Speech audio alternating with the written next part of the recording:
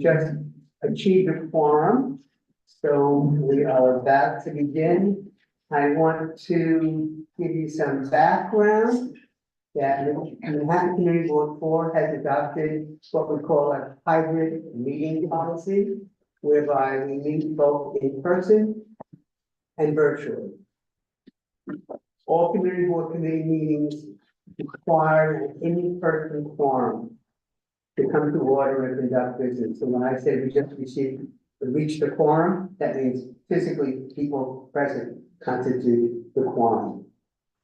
Okay, we do have other members of the committee who are meeting virtually. They are excused because of various reasons, but they are participate virtually, and they do both. Okay, and if you're not familiar with our process, applicants come before us, the Business License and Permits Committee. We make a recommendation to the full board, and the full board in turn either adopts what we recommended, or they make modifications, and then the final letter goes to the State Liquor Authority. And hopefully when the State Liquor Authority goes forward, they incorporate into the license all the stipulations that we had suggested. Okay, my name is Bert Lazarus. I am co-chair of the board. I'm not the board, the committee. I'm Frank Halzubiak, the other co-chair of the committee. Inge Evchenko. Wendy Gonzalez. Ted Arenas. Greg Morris. Candy Sweat. Tina Nelson. Just a little more background. The people you're seeing on this, first of all, the meeting is being live streamed on YouTube, where it will remain, as Bert said. The people you're seeing on screen are the committee members and the applicants. Everyone else is in the attendee section. We're going to go through the agenda item by item. And if anyone in the attendee section wants to speak on a particular item, please raise your hand at that point, and you'll be moved into the main meeting where you can be seen and heard. We ask that if multiple people are speaking about the same item and basically making the same points, that you don't repeat yourself and merely rely on what people have said before you. Okay, we have 8 items on our agenda tonight, one of which has been postponed, so we have 7 active items on the agenda, and so we'd like to proceed. Just so people know, it's 111 West 24th Street that has been postponed. So that will not be heard tonight. That was 111 West 24th Street, that is postponed till next month. Okay, so item number 1 on our agenda, and the way we arrange our agendas, we do it by the kind of license that's being applied. So the first group are the wine and beer licenses. So item number 1 is 231 8th Avenue, Fellini Chelse Corporation. And they're asking for hours of operation 8 AM to 12 AM. Sunday through Thursday, and 8 AM to 2 AM Friday through Saturday. Is the applicant here? Yes, Michael Kelly representing the applicant. Franco Noriega is the owner. Okay. Proceed. All right. There's a Tavern 1 application for Fellini Chelse Corp. located at 231 Hold on, Mike. 8th Avenue between West. We have to bring Franco. Now we Hi, can do Frank. Can you hear me? Yes, now we Yes, can. Okay. All right, Mike, sorry to Okay. interrupt. that's okay. 231 8th Avenue between West 21st and 22nd in the former Forages Wine Shop. We're a coffee shop during the day and a wine bar at night. You can still get coffee at night if you wanted it. We have 2 tables with 9 seats and an 11-seat bar inside. Hours of operation, as you said, 8 AM to 12 AM Sunday through Thursday, 8 AM to 2 AM Friday and Saturday. There's no outdoor seating at this time, but we will apply in the future, probably in the street. It has nothing to do with this application. We would come back. There's background music. Franco has an on-premise liquor license at Baby Brasa located at 173 7th Avenue South, and a wine license at Tivoli and Fellini at 176 7th Avenue South, and he's moving up into Community Board 4 from Community Board 2. We did notify all the block associations, did not hear from anybody, and we did hand in signatures from our block. And if there are any questions, we'll be happy to answer. Not to steal Christine's thunder, Mike, but I see your client wants to use a storm enclosure. No, Oh, then, No, now he said well, yes. just on- the small one. Right, so can we have the usual stip that it won't extend more than 18 inches from the building facade? Yes, of course. Okay, no further than 18 inches. that's all I have for. Anybody else on the committee? Christine? So it's a great place, it's, there are residences above. And I don't know whether there was ever a bar or a restaurant under, it was a store. So have you done a sound study to see whether the people above are well protected or not? Yes, hi, how are you, Community Board 4? I'm Franco, and yes, we have actually soundproofed the ceiling, and we cover all the walls with wood, so that absorbs a lot of the sound. But also, 2318 Avenue is a hotel. It's called the Moore Hotel, and right above the landlord owns the hotel, and right above the Fellini location, there is a storage room for where they use for the towels and all that. So we wouldn't be really interrupting any guests sleeping. And at the as a follow-up, Forgers did have a restaurant. It was on the corner of 22nd and 8th, and you would go to the back. So they have a full kitchen, and they're doing the restaurant right next to us. Oh, there are still going to be the restaurant at Origins in the back? Yes, there is. So the space is being split, that's what you're saying? Exactly. Yeah, it's very small. No, we took over the wine shop. They were separate before. Oh yeah, of course. They've been separate before, but I mean that's like the structure of how it's built. Okay. I'm fine with that. Okay, any other additional questions? Okay, Nellie, anybody have their hand raised? Mike, have you had your hand raised before? Mike? I don't think No, sir. No. Okay, so I seen a hand raised. Nellie, anybody from the community?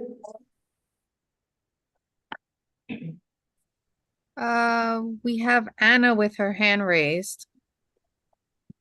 Okay, She's had that rate since the beginning of the meeting, but we might as well see, what it's rated about?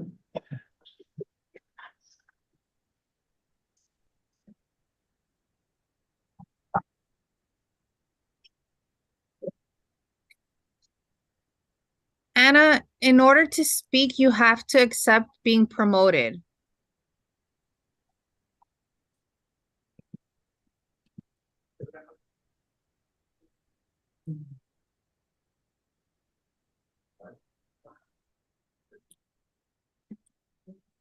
Can you hear me? Yes, we can. This is not the item I'm talking about. I raised my hand originally because we couldn't hear you when we started this. Okay, This is not relating to me. okay. But you can hear us now. Can you increase? Yes, I can hear you now. Okay, very good. Okay, so I then we entertain a motion. Motion to approve. Second. With the stipulation. Yeah. All those in favor? Aye. Okay, opposed, person not eligible, abstaining, I think it passed. Okay. Thank you Thank so you. much. Good Okay. luck. Thank you. Yep, item number 2 on the agenda, 150 West 26th Street. This is, again, a long wine and beer with hours of operation 10 AM to 12 AM, Sunday through Thursday, 10 AM to 2 AM, Friday through Saturday. Okay, Michael Kelly again, Okay, Mike. and Joshua Sampson should be here also. He is the owner. There he is. Unmute Josh. Hey, everybody. Okay, so this is also a Tavern One application located at 150 West 26th between 6th and 7th Avenues. These are vintage clothing shops, or we are here that will have a wine bar in it. The main business will be vintage clothing sales like his other places. We have 2 tables with 8 seats and a 10-seat bar. It basically people get a drink and walk around and shop.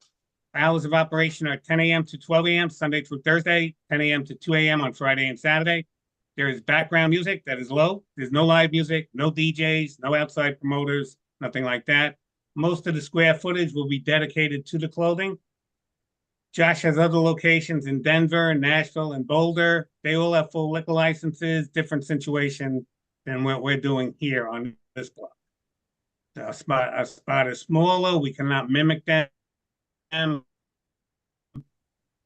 This will be his first location in New York City. He did have a on-premise liquor license in Brooklyn over a decade ago. We did notify all the block associations on a list, did not hear back from anyone, but we are aware of a letter from a tenant that we got from the landlord. And I'm sure there's going to be questions and comments. If Josh wants to explain what he's doing, I would appreciate that. On the other locations in Denver, etc., clothes are also sold? Yes. Okay. So I looked at your website and the other locations seem very prominently based around full liquor, in particular margaritas. I mean, it's sort of like the headline on your website, clothing, margaritas, and so forth. This seems like a big change from your standard method of operation. Can you sort of tell us a little bit about your thinking? Yeah. So first of all, kind of like John Barbados bought CBGB's, it's more of an aesthetic thing for our brand. So the aesthetic of the bar being there is almost 30% across the board sales for all the locations. So just to get that out of the way. And then for New York City goes, we really wanted to try wine and shopping, white wine particularly, because our busiest hours are the daytime, but we do have a small little local bar following. What do you but want? No, like what is the dessert? Can I answer anyone's question? Yeah, that's fine. Just some context for the committee before we get going. In 2019, I don't know if you saw this, we had another application for this location, but it was for a full liquor license. And the committee and then the full board recommended denial of that. And I'm not sure, I don't think it ever went forward beyond that. A lot of our letter was based on, the concentration and the 500-foot rule issues, which would not apply to the current applicant because the 500-foot rule doesn't apply to beer and wine licenses and only applies to full liquor licenses. I was not aware of that application. No, I was just making sure everyone in the room here knew. But yeah, I mean, if you go to our website, I learned a little bit on how to communicate a little bit better. But it's mainly a showroom for vintage clothes. We also have a buy-sell trade counter that we're a sustainable clothing brand, and you can sell your clothes to us. It is about the vintage shopping, but our aesthetic has a bar, and so I want to make that clear so there's no stone unturned, making sure everybody understands what it is. But just like our competitors down the street, yep. Question? No. Okay. All right. So I think we should go to the committee, but I just want to point out we have letters of opposition from about a dozen community members, as well as a petition opposing it, signed by a majority of the residents of the building. I'll summarize those if these people aren't here to speak directly at the meeting. Okay, so let's have committee members, we'll go around. Tina? I'm a little bit confused now because I'm looking at Well, first of all, I understand vintage shopping. I don't understand vintage shopping at 12 to 2 a.m. in the morning. And the other thing that confuses me is the diagram, because I mean, in the center, you can see the tables and you see the bar and you see the dressing rooms. But then only in one corner do you have reference to point of sale counter, which I assume is for the purchase of clothes, but I don't have, like, if the majority is clothing, it's not reflective on the design. I think those are the dots. I think they're sort of like the graphs. Yes. Yeah, I mean, we have like 20 seats. It's 3,000 square foot space. We're not taking up very much space at all with seating. All the white area is clothing. If you go to our website, I put a picture up to show you guys what a typical place looks like. So that might help a little bit. Okay, and so then my former question is, I mean, I'm into vintage shopping, but I don't do it at 12 to 2 a.m., so I'm baffled by that part. What's wrong with it? Yeah, exactly. So we have fun with this concept. This is our 5th location. And the way we do it is we take a spin on things. Instead of like a typical happy hour, we do like a vintage shopping happy hour, where we discount the clothes and we just have fun. It's kind of like a mad scientist lab for retail. And so there's a big demographic of people who shop late, who really enjoy it. And times are changing in retail. And so there's a place to go and shop and do things in the later hours. It's really fun. It isn't a real loud party like we kind of make it out to be, but it's just a fun shopping experience. Okay, thank you. Christine, you have your hand up? Go ahead. So essentially, the point of sale counter is where you're going to ring the sales. Yeah, we also ring sales at the bar because do both places. So there's 2 stations there and then a second one, and probably if it gets busy enough, we'll add a 4th. And how are you going to check that people are old enough to consume? Who's going to do that? If someone does decide to drink, everybody's IDs are scanned by a professional scanner. Okay. And then, so if I look at this, essentially you say 80% of the space is going to be used for shopping. Correct. That's what all the locations look like.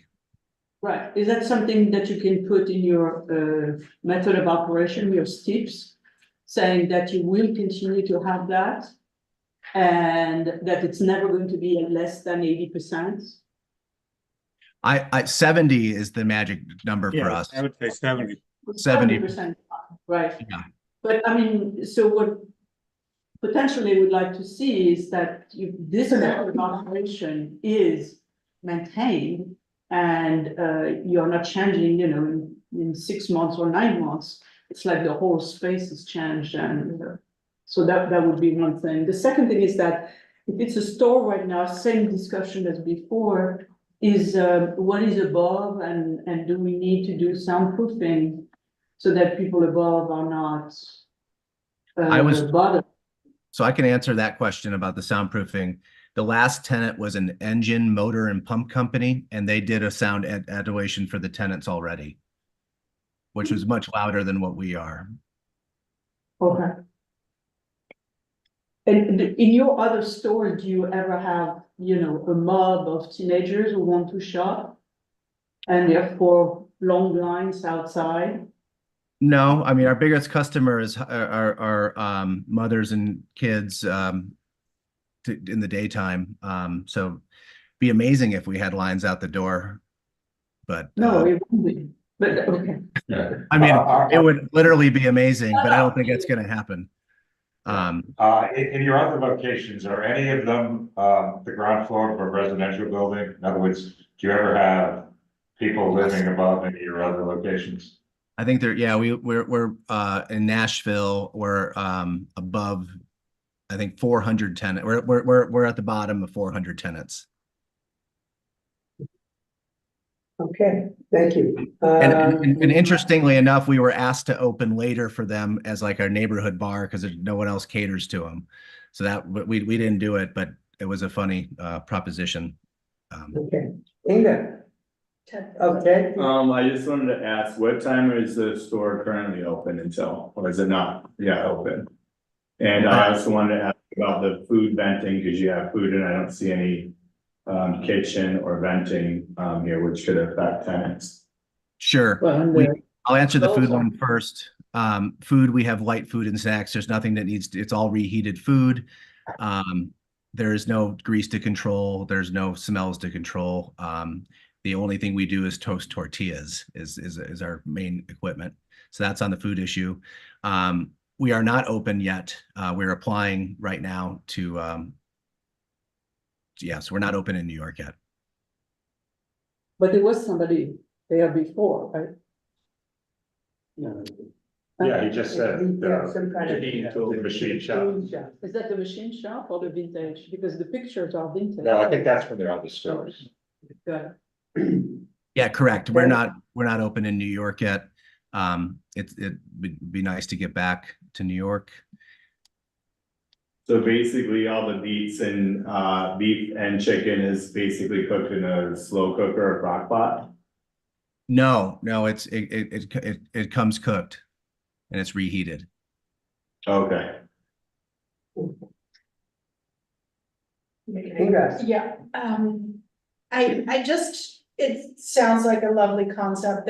It's very residential. There are a lot of residents that don't want it. My biggest problem, it sounds lovely, would be the late hours. I think if you want to start something like this, I would feel more comfortable with much earlier closing, especially since you keep saying most of your business is during the day.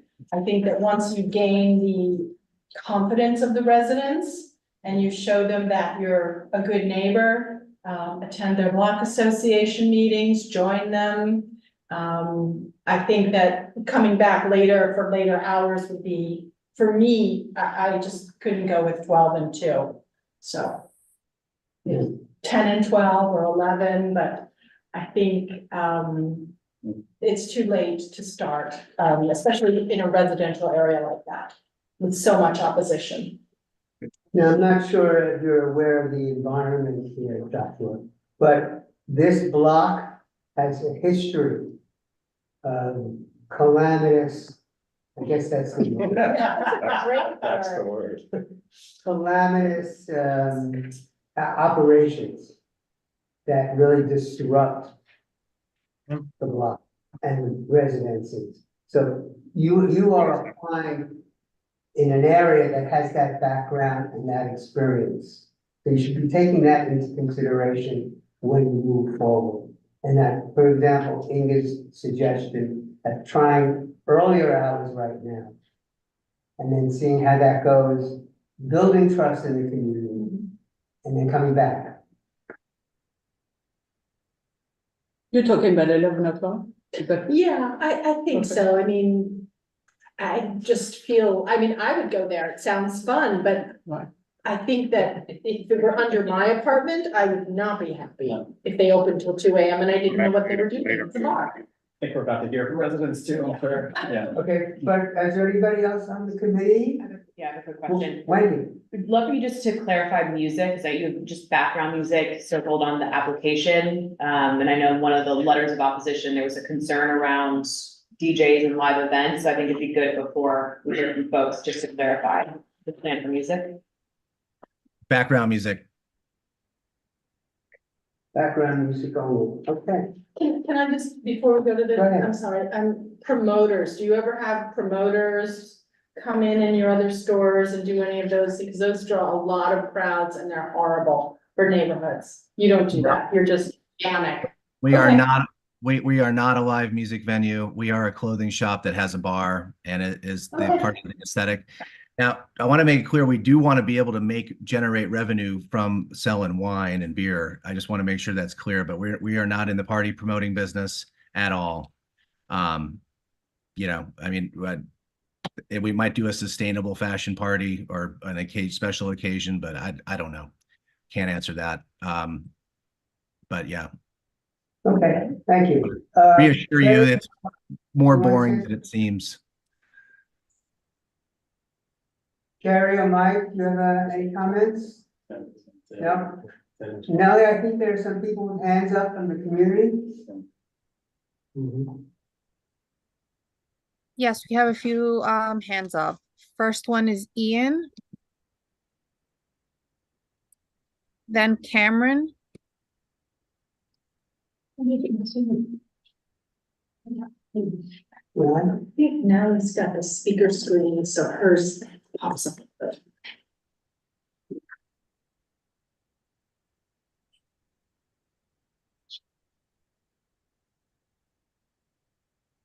Or if you click OK, then. You know, the blue okay next to leave meeting, even though you don't want to leave meeting. No. Ian, you can unmute and speak first. Okay, great. Thank you. I just wanted to make sure that everyone could hear me. So I'm a neighbor of the building. I'm not actually in 150 itself. I'm in 142, and that's above the Second Street establishment, which is also a vintage clothing and used clothing retailer. They've done very well without having alcohol, beer, wine served. And I'm going to echo just generally some of the concerns in the community, which is it's a very family-oriented block. It's changed a lot over the course of the last several years.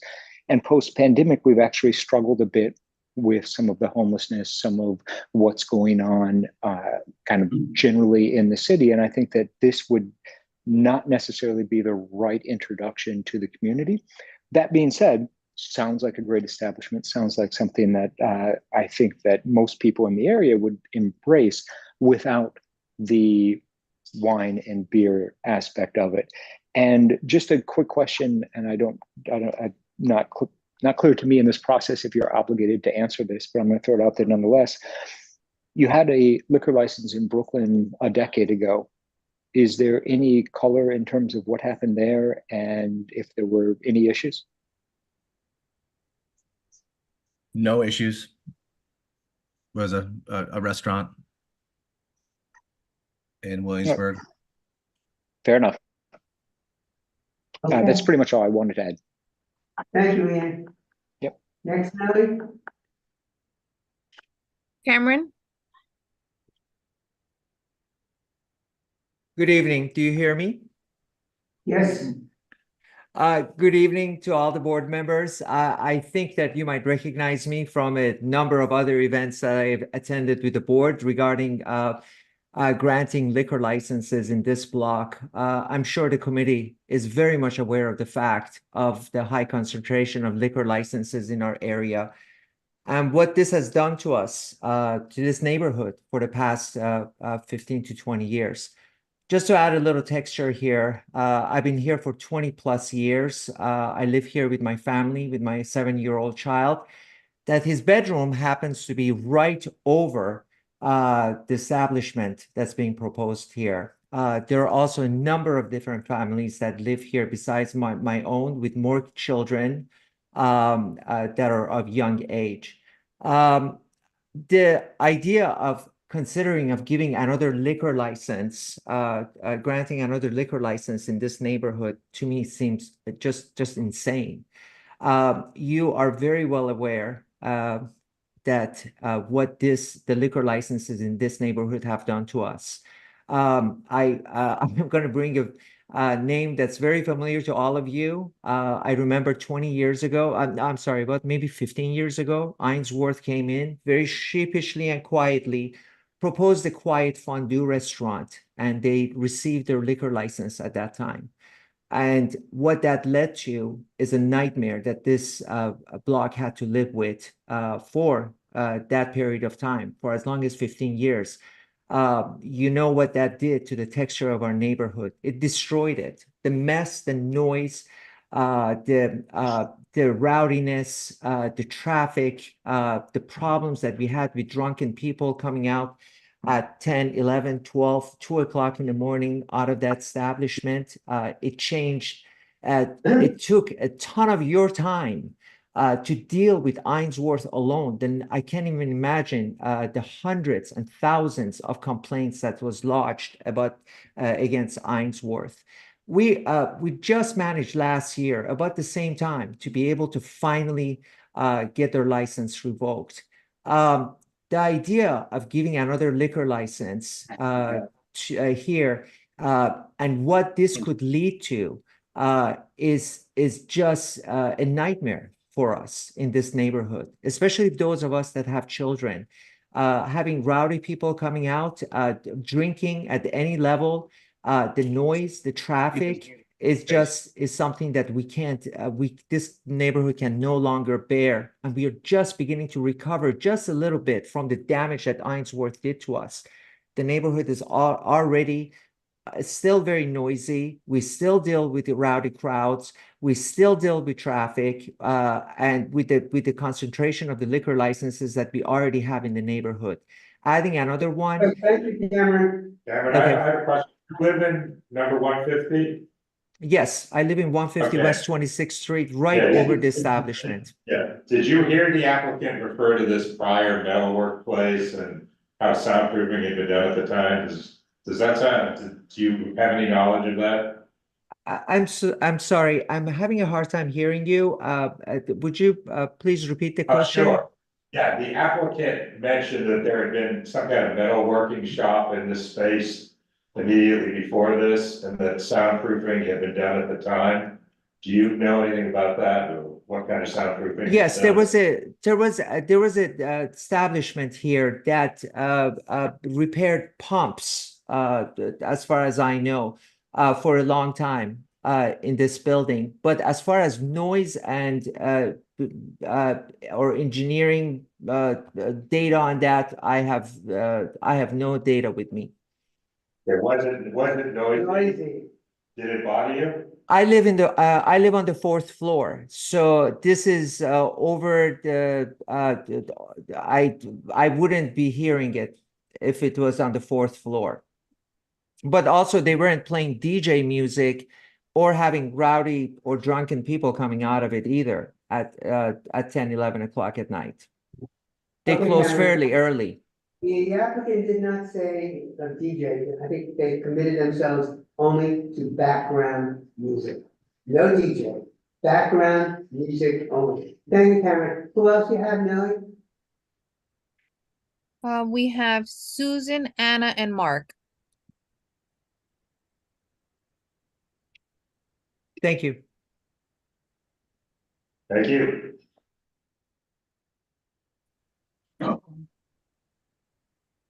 Hi, can you hear me? Yes, we can. Yes. Okay. I'm Susan Buttonwieser. I'm with the 26th Street Block Association, and I'm also urging you to deny this applicant. They, for one thing, are from out of town and have no recent experience in New York City. They certainly don't know our block.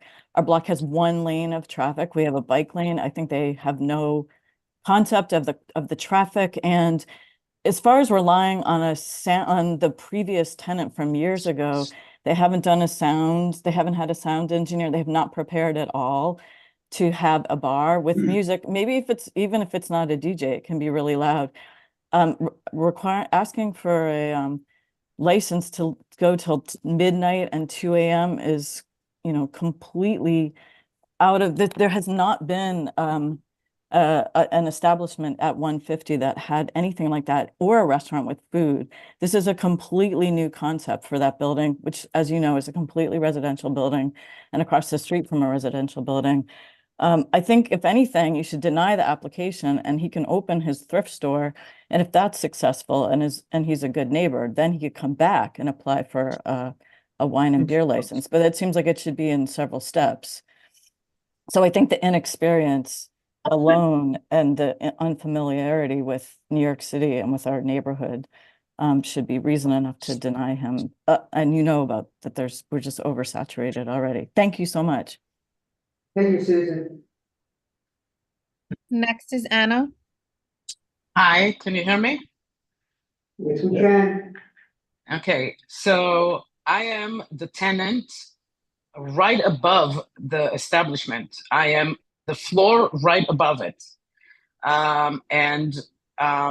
In regards to the previous establishment there, this is an establishment that finished at 4 o'clock in the afternoon or 4:30, the day-to-day operations. And yes, maybe you couldn't hear it, but we were never home at that hour. To have someone right under my window, I'm literally right above it. This is the second floor, right above the restaurant, or whatever they want to make out of it.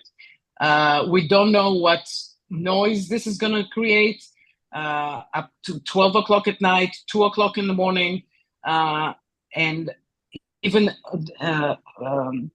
music that is not very loud. I could probably hear it. Even people that come in and come out to get a cigarette or drink right outside is right under my windows. We're not even on the first floor or third floor, we're right above it.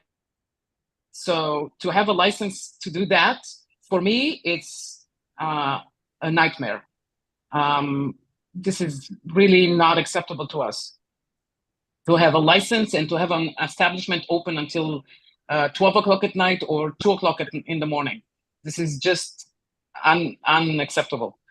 To have a store that is a vintage, great.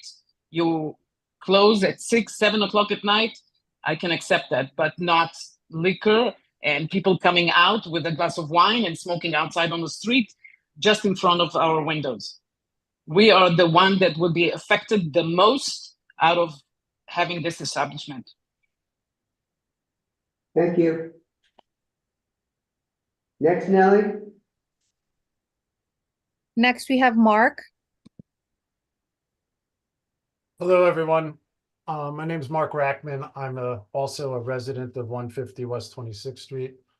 I echo everything that has been said by residents on our block about our concerns, and I want to add some things. The first is this, I think, misrepresentation with respect to some kind of soundproofing in the space. That is not true.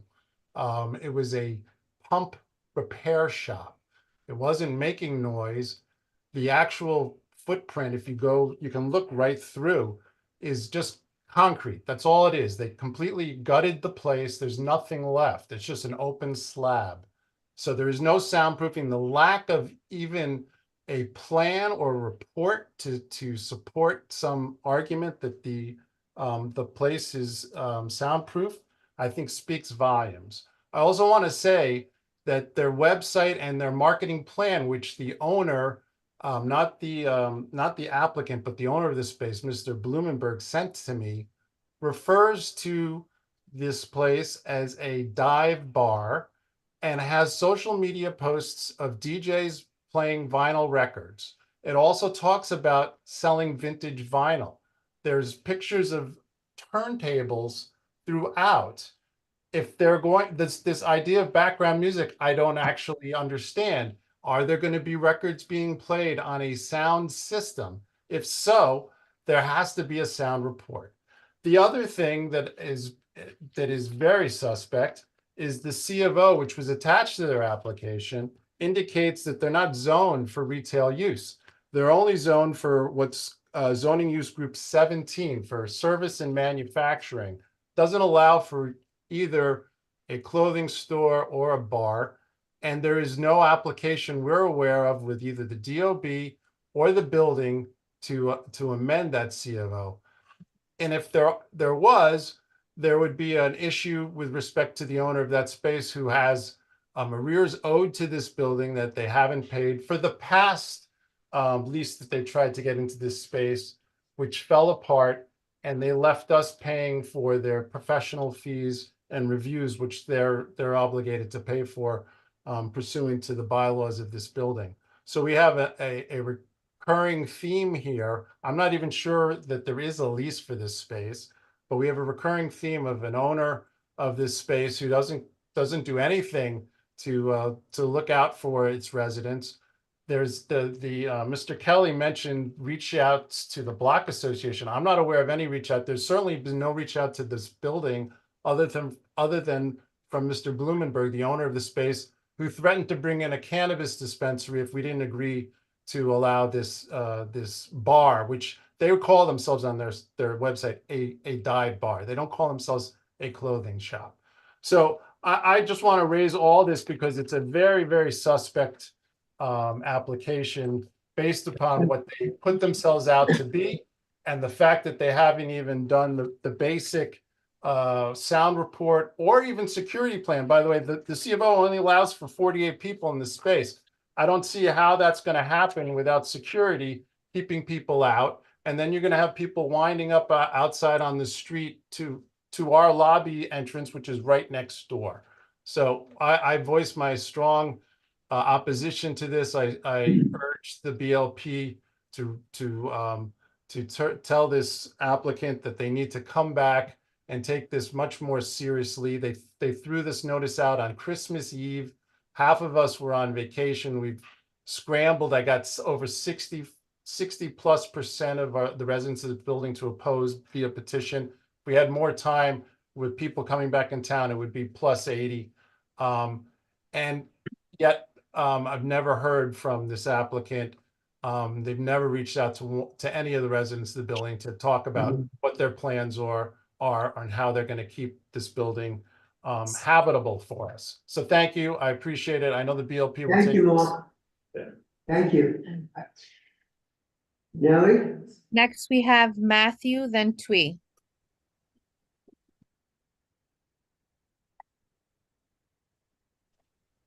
I'll second everything Mark and Anna said. I think they spoke very eloquently on behalf of the condo. I live at 150 West 26th Street.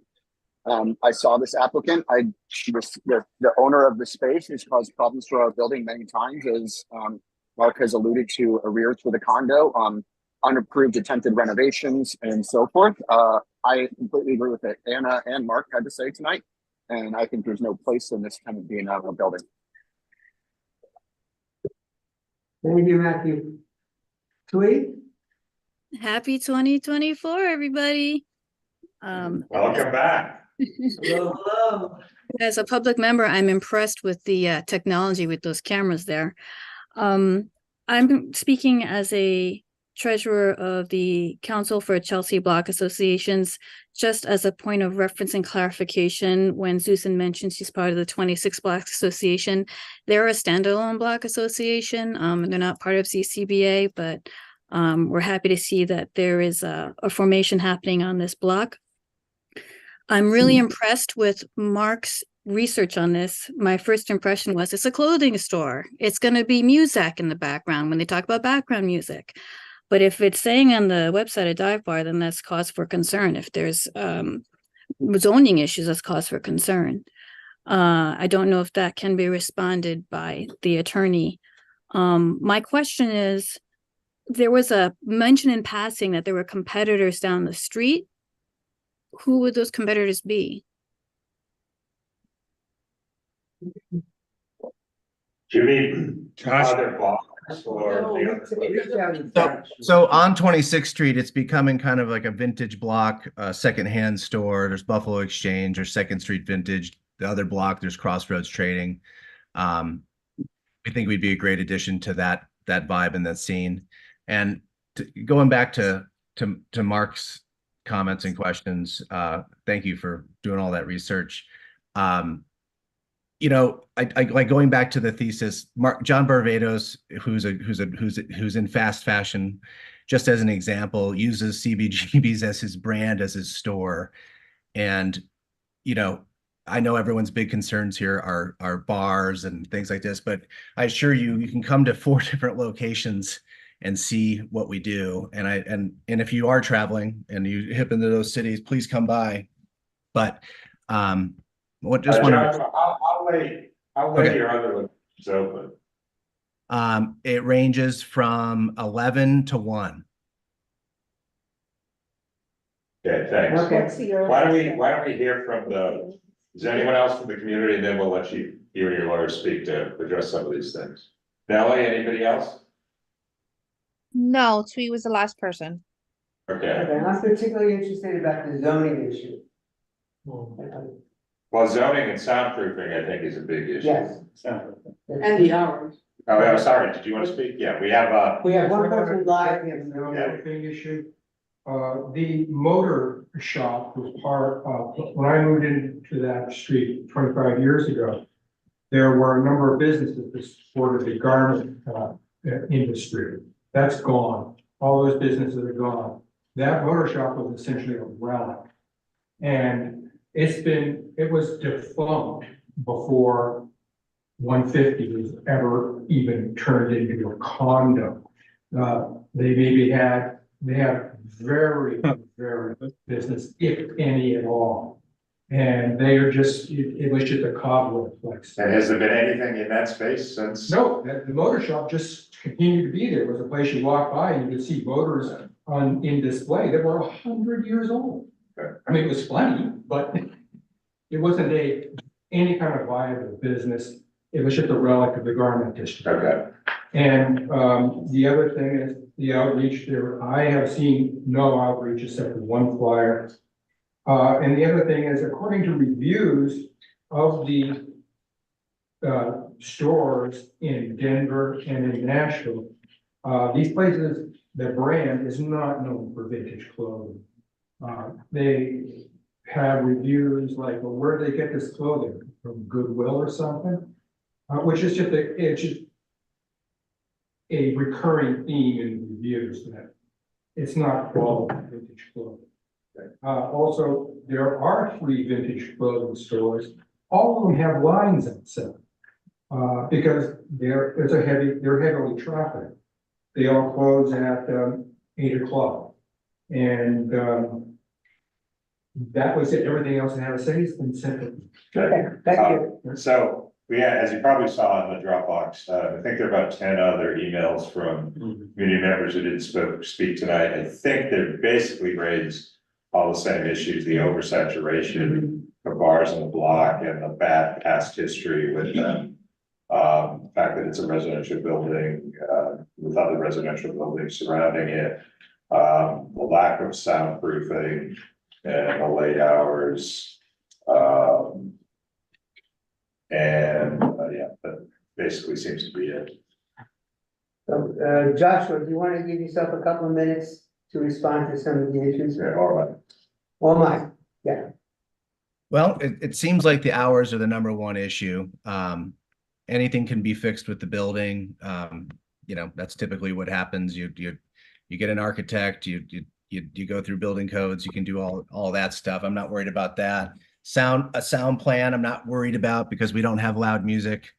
And the hours, I'm willing to, chop the hours down a little bit. But what makes us different, and there's a huge need for what we do, which is mainly vintage clothing. And so to be just precise about it, vintage clothing is 20 years or older. That's what we focus in. The other competitors they resell fast fashion, and they take A to Z instead of just V. And so we have a much more curated process of what we do. And so we like the evolution of where retail is going, which is mixing food and beverage with retail. And so we call it retail hospitality. So I assure you, everybody's main concerns of this rowdy dive bar thing aren't even true. So it's an aesthetic that we use. We really like it. My favorite history of New York City, having lived in Midtown and Brooklyn for a very long time, is the edginess that New York is quickly losing. And so our aesthetic really enshrines what used to happen in New York, which I really do miss. But it doesn't mean we throw loud parties. It doesn't mean we do all these, we're super noisy tenants or bad tenants. We're really good tenants. We're a really good business operator, and we really, really love the block. I just want to say one thing, Joshua. You said, you're not worried about sound, but community people who live above you, all worried about you. So- And if you were to go, I think we Yeah. would want us. Yeah. Yep, So our Nashville Sorry, location that's under 400 closes at 11:30, and Friday and Saturday it stays up until 1 if needed. Very rarely do we stay up into 1. It's for special occasions. Nashville has got special occasions where a lot of the community does come by and hang out. Let's take it one at a Yeah, time. You are okay. going too fast. Yeah, so Mike or Joshua, would you guys agree to get the usual sound report request from a, city approved acoustic engineer and implement what they recommend? Yeah, and to take that a step further, having so many clothes in our building, our walls are wrapped in clothes and in shelving. Let's let your lawyer speak, because I had a specific request and he knows, it's something we frequently request in a space that I actually almost always request in a space that hasn't been previously an eating or With drinking. a test on the establishment. apartment above. Right, so Mike, what do you want to talk to your client about that? Are you okay with doing it? I'm sorry, I didn't hear that. Are you okay with providing us with a sound report? And implementing whatever the report suggests? Yes. A real sound report by the. Yeah, by someone on the city's list, and it would include testing in apartments above. And then implementing. Yeah. Yeah. Okay, Nellie, when do we need that by? So we can see it before full board? Give me 1 second to look at a calendar, sorry.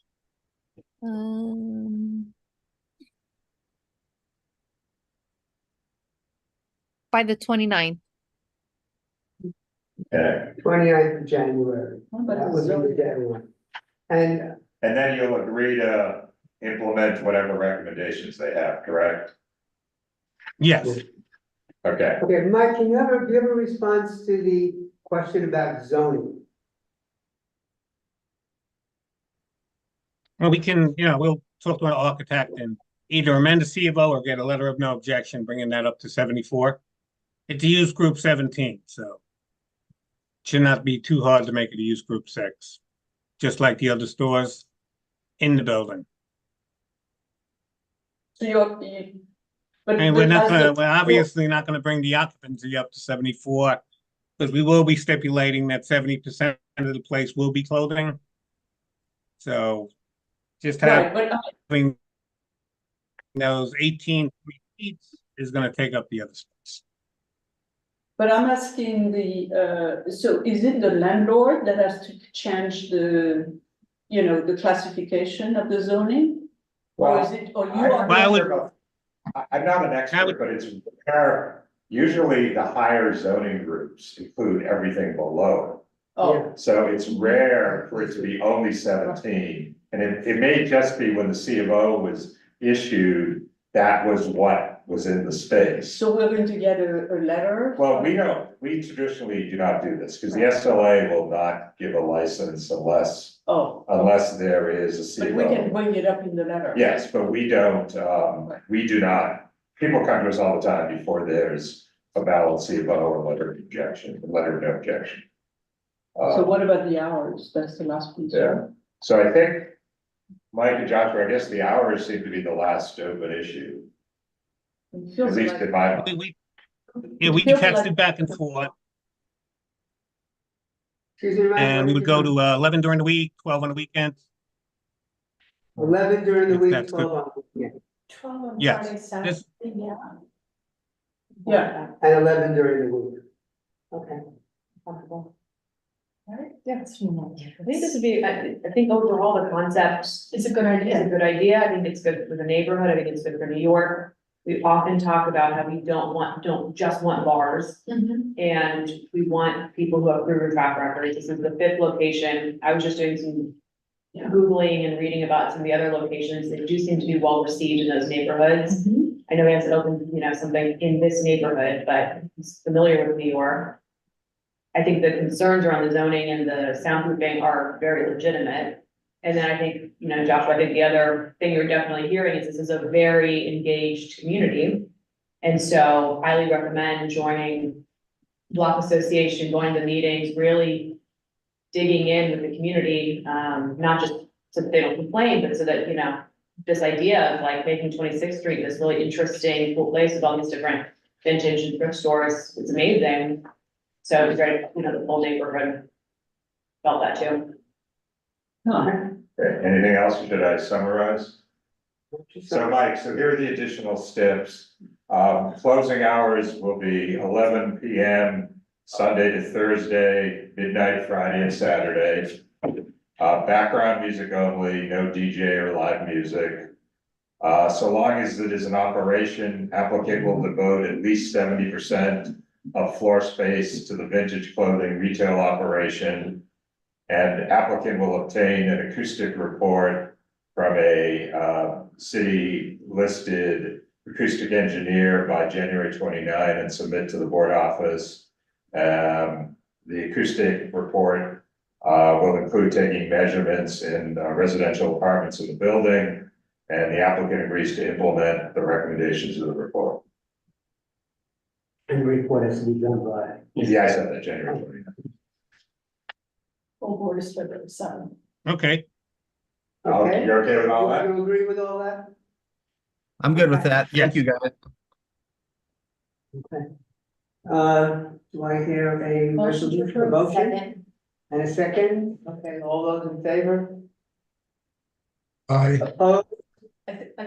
Do we need to explain to the community that you know, beer They need and to let wine, them in. that for- beer yeah. and wine is not something that we can. Yeah, so yeah. So they need to understand. I did that at the beginning, but it's worth doing once more. Right. So, for the community members, one of the chief points of leverage we have with full liquor licenses is this thing called the 500-foot rule, which says that if there are 3 liquor licenses within 500 feet, a new applicant has to demonstrate that another license would be in the public interest. And there has to be actually a public hearing before an administrative law judge on that very issue. And that is where community boards and residents really get to make the case of oversaturation and increased burden on the neighborhood. Unfortunately, perhaps, the 500-foot rule does not apply to licenses only seeking to sell beer and wine, which is the license being sought here. So there would be no 500-foot hearing, there would be no 500-foot issue, and there is much less leverage that anyone, the community board or residents have in opposing, you know, a beer and wine license as opposed to a full liquor license. As I think you heard me say, we actually recommended opposing a full liquor license in this space back in 2019. But again, if you read our letter, that was all about the 500-foot rule issues. So that's sort of governing our thinking here. The landlord seems determined to rent to a, you know, restaurant or bar, and the next one could be a full liquor license without the clothing component, and arguably could be much worse, and we might have less success opposing that. So I think, at least in my thinking, the mixed operation, the limited floor space for liquor and so forth, and it being only beer and wine, you know, perhaps make this one of the better things we can hope for in this space. Community members, you can make your views known before the full board meeting. Anyone can speak for 2 minutes at the full board meeting at any subject. And then you can also make submissions directly to the state liquor authority. But as I said, there will not be a 500-foot hearing in this case because of the type of license they're seeking. Okay, thank you. Okay, Thank you. thank you. Did we vote? We didn't vote. Yeah, we did. We did? We I thought we did. we seconded, did we do all in favor? Yeah. I heard Mike say yes. And Mike, say yes? Yeah, right, that's what. Okay. Moving on to item number 4 on the agenda, 626B 10th Avenue. This is the Saint NYC Lounge. The hours of operation 11 AM to 2 AM, 7 days a week. The applicant present? Thank I'm the you for applicant's coming in. representative. Thank you. Thank you. Yeah. Hi there. Hi. My name is David Gabay. I'm the representative for the applicant. Sorry, we can't hear you. Could you speak a little louder? A little louder, please. Sure. Is that better? Yes. Okay, sorry. I represent the applicant. It is on 10th Avenue between 44 and 45th Street. It's going to be a small, casual, conversational atmosphere restaurant. The prior tenant, I believe, was a restaurant. We have about 24 seats, 24 tables, 40 seats, no customer bar, one service bar. There's an outdoor patio that we have agreed with the members of the community to seat only 4 tables with 8 chairs. And that outdoor patio will close at 9 p.m. We were here previously last month. The board raised some concerns about the hours of operation. My client has agreed to reduce the hours from 4 a.m. to 2 a.m. There was a concern about outreach. I understand from my client's general manager, they've made much greater outreach efforts. They've met with members of this committee. They've met with 2 of the 3 local block associations. And I believe that resolves or at least addresses the concerns. This space will not have open windows or open doors. There is a DJ plan, but the volume for the DJ will be casual and calm. It's more of a curation than a show. There are no promoters. There are no outside events. It's really going to be a nice, calm, casual place where people can meet quietly, I think is my client's expectation, do some eating and drinking and go home peacefully. Okay, I did a site visit here yesterday with 2 representatives of the 44th Street Block Association and several residents from a building on 44th Street that sort of adjoins the backyard. And I think that went very well, as you heard. They've reduced the closing hours to 2 a.m. They have a very limited presence in the rear yard. They could fit a lot more tables and chairs in there. They only want 4 tables and 8 seats. They're gonna close it at 9 p.m. nightly. They basically said, look, we'll come in, you know, if the neighborhood likes us, we may want more, but we want to prove ourselves. So the 44th Street blocks, everyone said that if they had any concerns following this meeting, they would submit something to the community board, and we haven't heard from anybody. So I think that building and the block association are okay with this. And as I said, I think based on what we've heard, we have some additional steps. There'll be no music or amplified sound in the rear yard, correct? There'll be no, the rear yard will be closed and vacated or patrons by 9 p.m. nightly. And the DJ levels will be limited to background music levels. You okay with all of that, David? I think the only question I might have is on whether or not the music that plays in the restaurant can get into the patio before 9. Can what? Whether the music that's going to play in the restaurant can make its way onto the patio while the patio is open.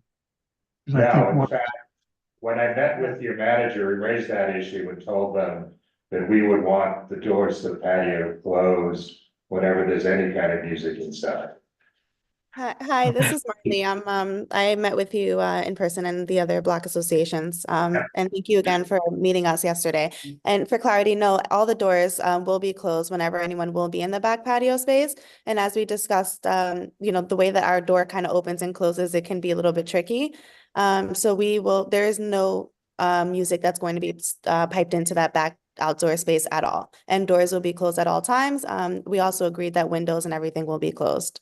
So that back patio space, as I explained to the board and the people who met with us, the team themselves, we stepped in that backspace and we were having a conversation and realized just, how accessible the sound is to the residents. And we don't want to come in the neighborhood and be a disturbance. We want to build a great relationship. And then, we'll come back next year. And if we want to change anything after we build a relationship and prove ourselves, then we can do that. But for right now, we're happy to kind of agree to what we discussed upon our walkthrough.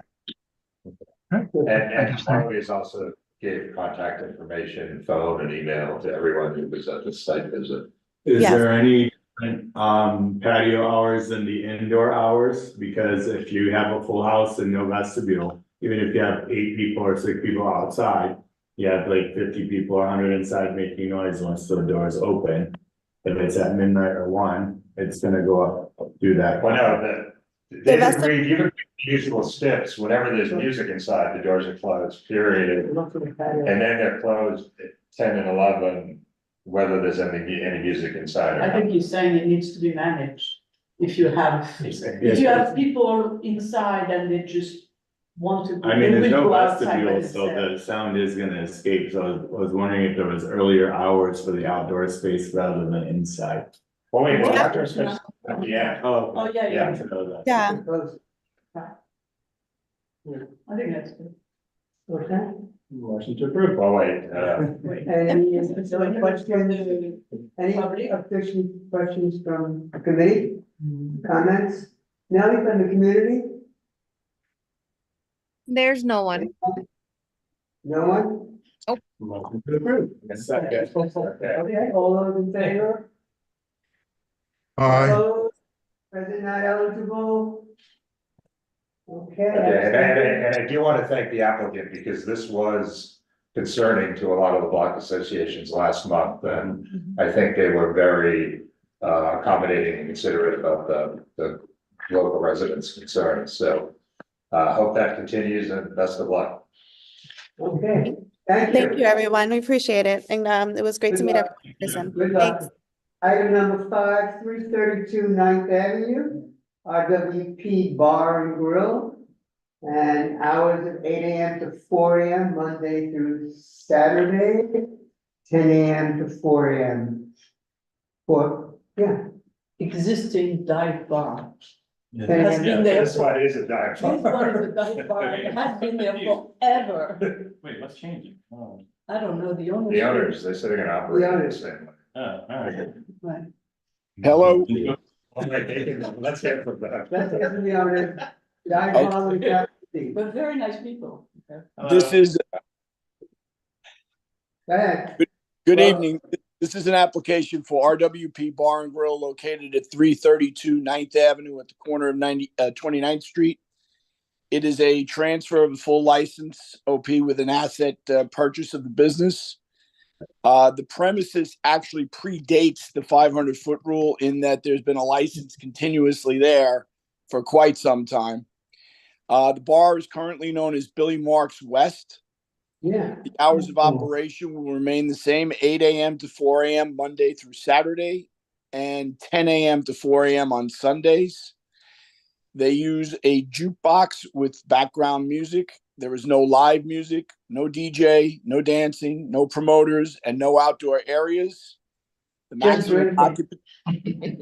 maximum occupancy is 74. There is one bar with 20 stools, 7 tables and 14 seats.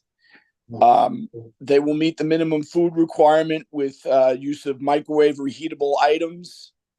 The operators do have experience. They have reached out and done the notification, and we have heard no opposition in any way to this application. Terry, we have someone else listed as the attorney. Is he one of your colleagues? Yeah, Bill Tejan is a colleague of mine. He asked me to- yeah. That's fine. Okay, just want to make sure. Yeah. Okay, any comments? Inga?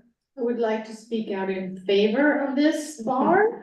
I often walk home this way. Billy Mark's is the only thing there that's open, and my husband would cry if it left. So, he's been there for 30 years.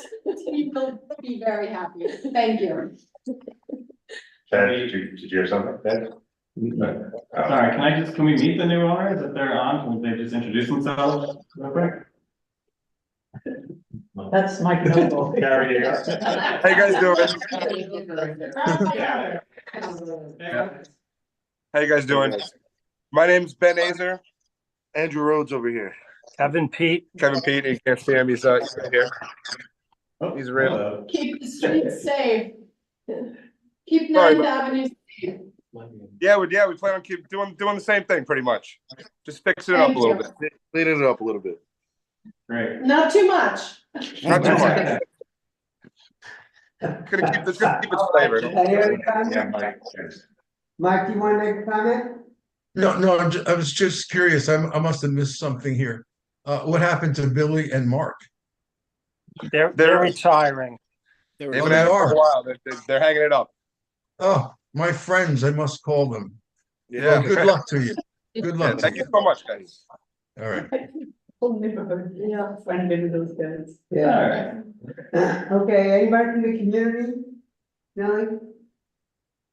No, there's no one. Okay, do we have a motion? Second, all those in favor? Okay, opposed, present not eligible, abstaining, okay. Good luck, guys. Thank you very much. Thank you. Have a nice evening. Thank you, guys. Okay, item number 692 10th Avenue. It's him, LLC. Hours of operation, 4 PM to 2 AM, Sunday through Wednesday, 4 PM to 4 AM, Thursday through Saturday. Why not? I object already to the neon in the bathroom. That would be the old. I gotta take you around the gate. That's the old. All right, so that's me. I'm Chris Kelly. I'm the owner of It's Him, going at 692. It's between 48th and 49th Street on 10th Avenue. This previously used to be Frankie's Pub. And so I'm kind of like going to go in there and elevate it a little bit. I'm not making it a dive bar as it was. The total facade is being closed off. I've heard concerns from the community that there was a lot of noise coming out from the front. So the facade is going to be closed off. There's going to be no open doors or windows. Those are the hours that I would like to request, from 4 PM to 2 AM Sunday through Wednesday, 4 PM to 4 AM Thursday through Saturday. Capacity is 163. I have 16 tables, 62 seats, and a service bar, stand up, also with 18 seats. And I'm meeting the minimum food requirement with heating and bringing food in. Chris, your application form talks about outdoor space, but then we heard from the 4954 Block Alliance that you said there was no backyard. So Yeah, is there? so there isn't. So there was some confusion along the way. I actually got 2 referrals from 2 block associations. And the reason why I have 2 is because I went to one on an original location that had a patio. Same concept. I wanted to do everything except it had a patio. That fell through. So we moved literally a couple blocks over to a new location. And then so I had a meeting with another block association, and that does not have a patio. So there is no outdoor space at all. There will not be lingering out front as well. I will have a full-time security monitoring that. Okay, Jesse, question? Yeah, can you just talk a little bit about your own experience? You've owned bars before, restaurants, what your background is? Yeah, so I used to manage a couple nightclubs in San Francisco and San Jose. I moved over to LA about 10 years ago and co-owned a bar called The Factory in West Hollywood. So I did that for about 5-7 years, moved over to New York, and I helped a friend manage a bar here on the Upper East Side. And now I'm starting a venture on my own right now. Great, cool. Thank you. Any additional questions, comments? Christine? Storm enclosure. You mentioned that you are going to have a storm enclosure. There is a limit to 18 inches for the storm enclosure. The storm enclosure is the door outside, you know, the plastic doors that or put outside. Are you planning to use one or not? Are you talking about the ones that roll up and down? I'm sorry. No, the plastic No. box that goes In the around the winter. door in the winter. Oh, no, I'm not gonna be using one of those.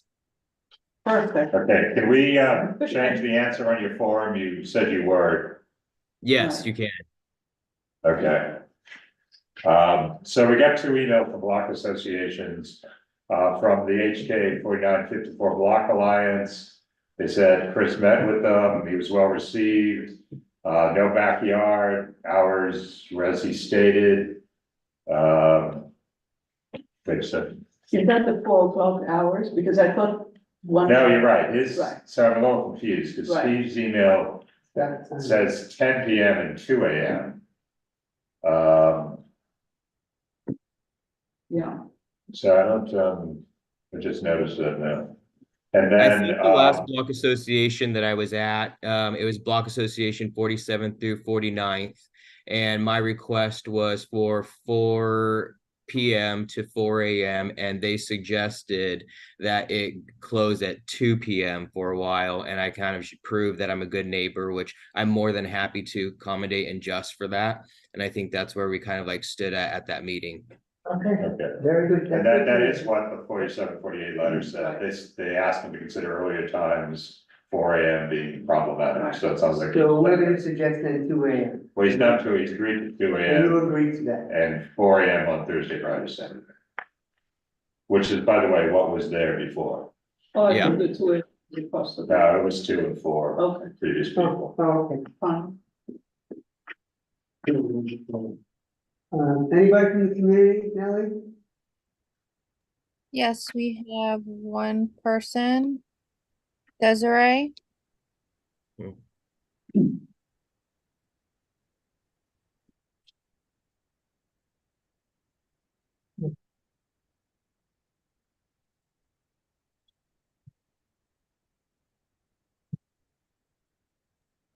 Now you can hear me. Yes. Hi, hi, Chris. Hi. Chris, hi. We were at I'm sorry, my family owns the building immediately next door. We've owned it since 1980. I live in the building.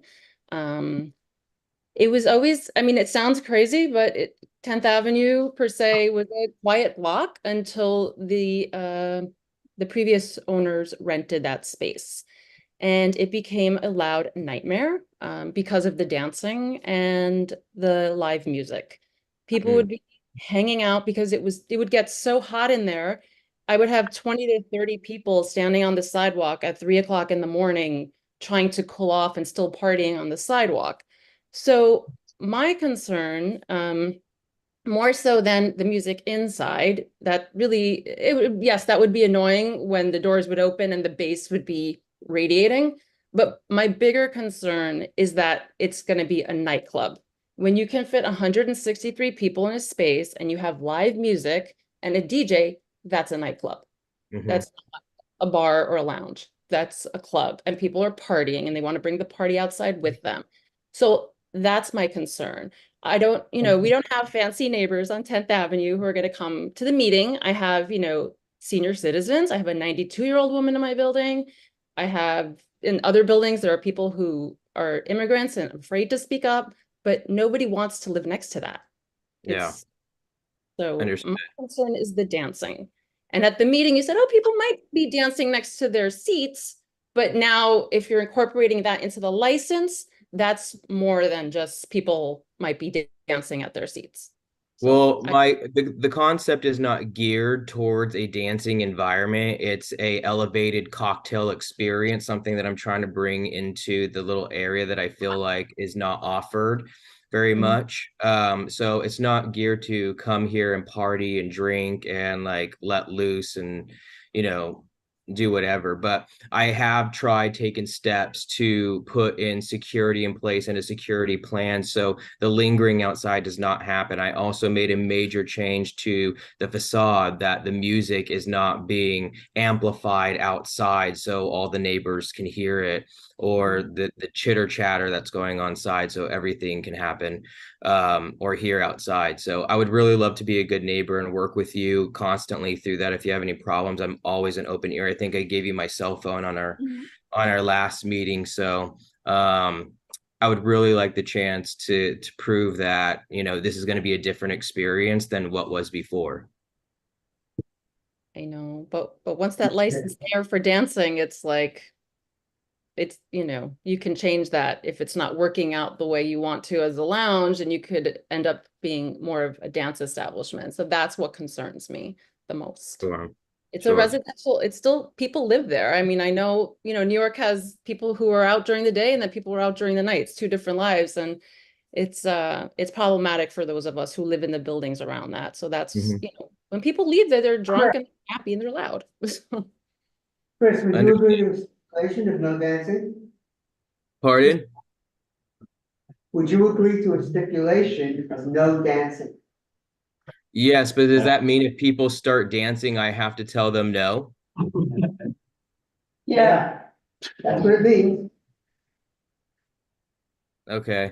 I would have to talk to my attorney about that. That's something that I didn't want to do. I didn't want to create a dancing environment, but I also didn't want to regulate anybody's fun time within the establishment. So,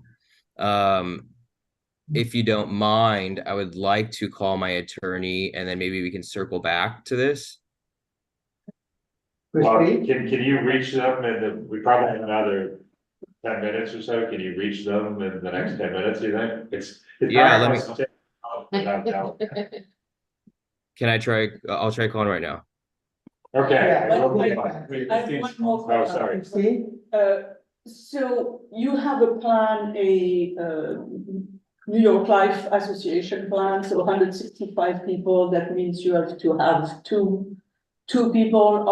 Would you commit to have one person in front all the time? There's a dedicated person in front all the time. I also have 3 people inside. Okay, so would you put that in the stipulation? We're asking, so we'll ask you, yes, why don't we go through these, Chris? So we'd like to ask you for some additional agreements, all of which we cover. That the application doesn't extend any rear yard, right? Yeah. The application doesn't extend where? In the rear? To any rear yard, to the backyard. Okay, yeah, there's no yard, yeah. Okay, and that you're gonna change the facade and there'll be no windows that open and no French doors. Correct. Right? Yep. You'll employ security to ensure that there's no congregating of patrons on the adjoining sidewalks. One outside. And no vestibule. Oh, and no. Correct. And no stone. So I think the big issue is dancing, and I sort of agree with what the community member just spoke said. When you're saying yes to dancing, it's really like sort of a doorway into just turning it into a dance club. You could put a bunch of signs saying no dancing. All right, let him call his lawyer.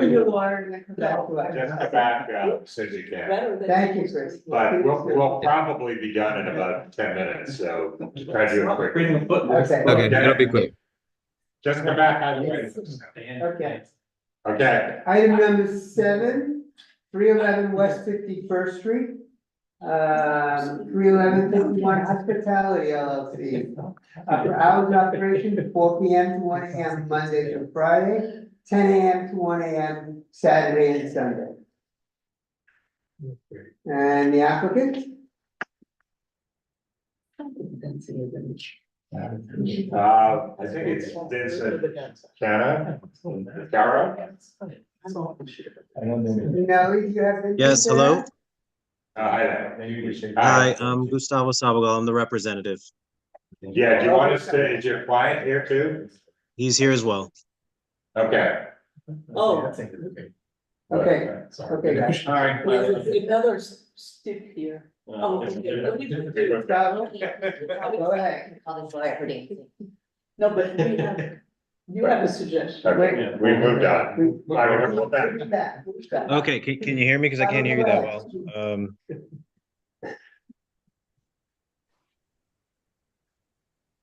We're ready. Can y'all hear me? Yes. You can go ahead and present your application. Oh, okay, so, all right.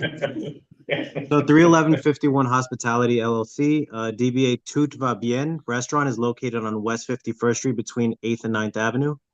Tout Va Bien has been in the neighborhood for almost 30 years, and Mr. Vincent Caro is keeping the name and most of the menu. There will only be recorded background music, no DJ, no live music, and there is no sidewalk or roadway open streets set up. Mr. Caro, the applicant, has successfully established 2 French restaurants already that each have full on-premise licenses. Since opening in 2018, there have not been any disciplinary issues, and they've both become neighborhood staples. Because the restaurant has been in the location for about 30 years, we're not adding an additional license to the neighborhood, so there's no worry of saturation. With his pristine record and expertise in French cuisine specifically, we feel Mr. Caro is the perfect candidate to continue the business.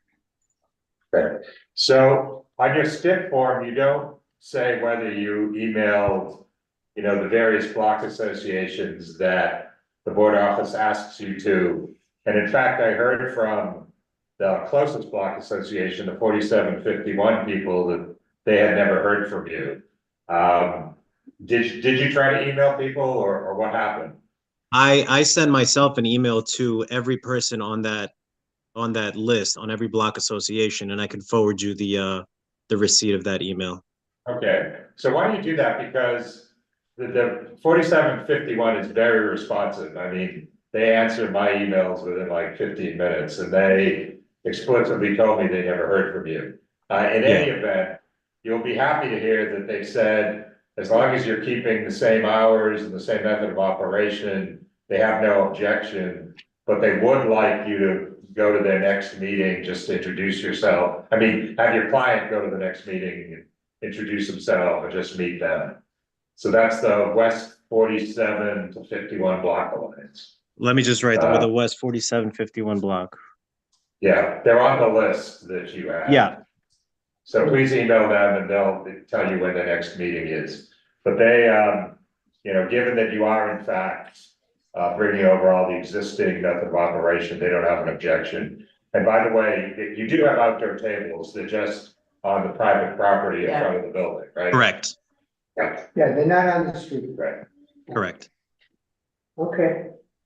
Any other comments, Inga? Yeah, so they're actually gonna take an hour less than the previous. So the other one was open till 2, they're only gonna be open till 1, so. Yeah. I have no other. Okay. Anybody from the community know? Somebody, Chris Kelly. No, there's no one. He's the guy who's fast. Okay. Do you? Motion to approve? Second. All those in favor? Okay, opposed, present not eligible. Okay. Let's finish the last one. Abstain. Yes. Item number 8. Thank you. Thank you, good luck. Good luck. Okay, item number 8, 10 Columbus Circle, coconut rice. Hours of operation 11 AM to 1 AM, 7 days a week.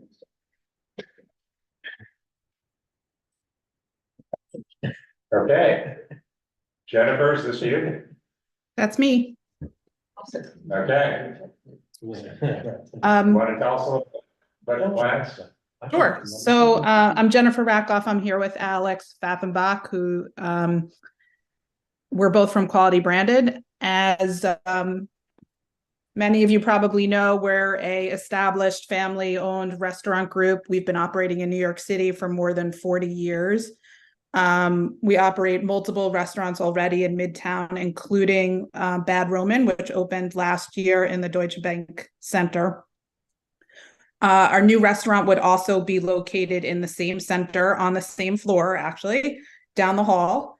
It is the space that was formerly occupied by Bluebird, and we're planning on an elevated brasserie type of restaurant. Our food will pull from a variety of different cuisines, and it'll be a high design restaurant, ideal for things like a business lunch, family brunch, post-theater dinner, things like that.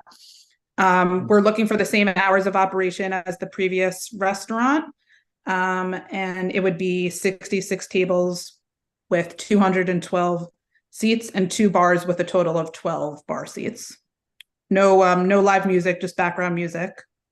And we've reached out to all of the community boards and not community boards, community associations, block associations, and we haven't gotten any responses. I don't know if you've heard. Okay, anybody from the community? Anybody from the community out there, Nelly? No, there's no one. Okay. Okay, is there a Motion. motion? Second. Second, all those in favor? Opposed, abstaining, present, not eligible. Okay, Thank you. Okay, thank you so Thank much. you. okay, Chris, I'm back. you're back. Okay, so I am more than happy to follow that request. If we can put that in a stipulation that I am able to come back and revisit this topic after I prove myself as a good neighbor, that would be greatly appreciated. Okay, Chris, you're welcome to come back.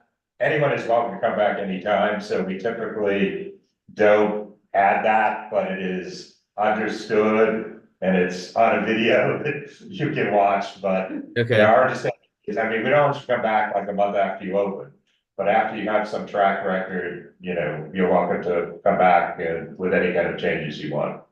Okay. Okay? All right. And you're okay with everything I read before, correct? What'd you say? Okay. I don't really have a problem with the dancing because I don't see that as being a nuisance to the neighbors. What I see the problem with is the same hours of having the previous operation. And you have the same complaints or concerns about people hanging out on the sidewalk with the AC and all that. So I would propose to give 2 AM across the board, as the last 2 owners in that venue that were experienced operators from Rebar and Frankie's, which is an experienced operator, had issues. And this is somebody coming new to the city. I think we should start them off with a little less hours to help accommodate the neighbors. Do you know? Well, I'm not new to the city. Just a little heads up, but. Do you know if they had security in this? I mean, do you know what the security situation What was? Chris is saying, 1 person out front, 3 people inside. Yeah, well, I think they had the same thing. They had security every night as well. But outside seems to be the problem. They didn't have security outside, and their security was actually very low. And the type of clientele they were attracting was very dive bar clientele, and my clientele's aiming not to be that way. It's hoping to be a little bit more elevated than that.